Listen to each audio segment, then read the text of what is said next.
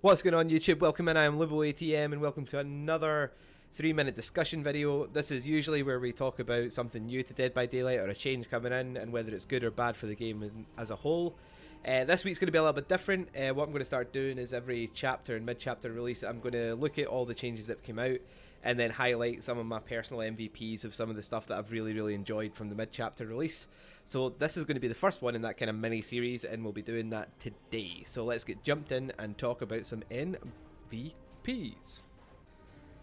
Okay guys, so what we're going to do is we're just going to go through what are my personal favourite things from this patch update. I'm not going to look at character updates or nerfs or buffs to characters. I think the iridescent head nerf and the Freddy nerf have been taught to death by several other content creators. I'm also probably not going to talk about the new struggle mechanic on Hook because I've got a whole other video on that which I'll link down below in the description. So we'll just talk through the stuff that I think is the best from this patch update. So as you can tell from the screen just now, the first one we're going to talk about is small game. I was really apprehensive about small game removing the ability to kind of see traps and the kind of lowered field of vision, the more totems that have been cleansed.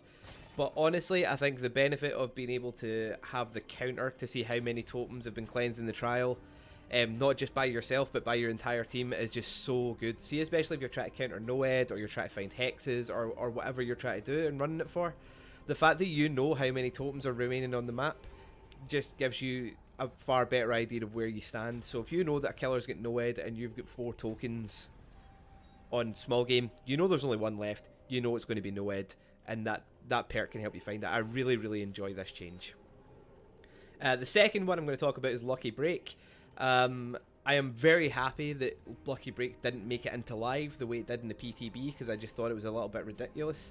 But the reduction on time where your scratch marks are hidden as well as the kind of previous conditions down to 45 seconds feels really nice. I feel it's a very good first chase perk. So if you're coming against a particularly oppressive killer or a killer who can shut down like loops and stuff pretty quickly, having that ability to use your speed burst to get out of a line of sight and knowing that they're not going to be able to easily track you, I think if you're the first person found in a trial, for example, a lot of times you can be found really early, get down really early, and it kind of makes it an uphill battle for you and your team. But this is giving you that kind of extra leg up, if you will, to be able to like evade that chase and kind of help your team while they go on objectives. I think it's a great change into the new game into the game. The third one I'm going to talk about today is open-handed, which is one that kind of went under the radar. I think when I did my kind of developer update video, I just thought, oh cool, open-hand is changing a little bit, but this perk is so good. Open-handed kindred is busted. It is so much fun. The fact that you can see the killer's aura like 32 meters away from the hook on kindred is so good, especially see on smaller like indoor maps like Midwich or Hawkins or Larry's or the game. The fact that you can see where the killer is virtually at all times is pretty major, and it was one that I didn't really think of when I first saw the patch notes, but now seeing it in the live, it is so much fun, and it's something that I think is going to get a lot more people to run open-handed. Obviously, of course, it works with other things like Bond, Plunderers, basically any aura reading perk, so you get that benefit elsewhere. I just wanted to highlight the open-handed kindred pairing. The next one, the last one of the perks I'm going to talk about is borrowed time. I don't think I need to go into this in too much detail. The removal of the terror radius criteria on this perk has just been brilliant. It means that you're not going to get kind of screwed over if you're up against a Freddy or a Wraith or someone with like a ridiculously low terror radius or no terror radius. It just means you've always got that little bit extra security for your teammates when you're going for unhooks, especially if the killer's nearby. I just think it's an all-round great change, and I'm really glad they brought it in. And the last two I'm going to touch on here are the changes to Coldwind farm maps and the fact that they've added an obsession into every trial. These two changes I think are brilliant. The maps look beautiful, they play really well. I was worried about how bright they were, but it's not really a consideration, like unless you're going for like blends and plays and things like that. But I was worried about how thick the corn was, I was worried about the kind of layout of the generators and safe pallets and stuff, because after the game rework, you know, That was kind of overfilled with safe pallets and dead zones. So yeah, I think the Cold Wind farm map rework is probably my favourite one that they've done so far.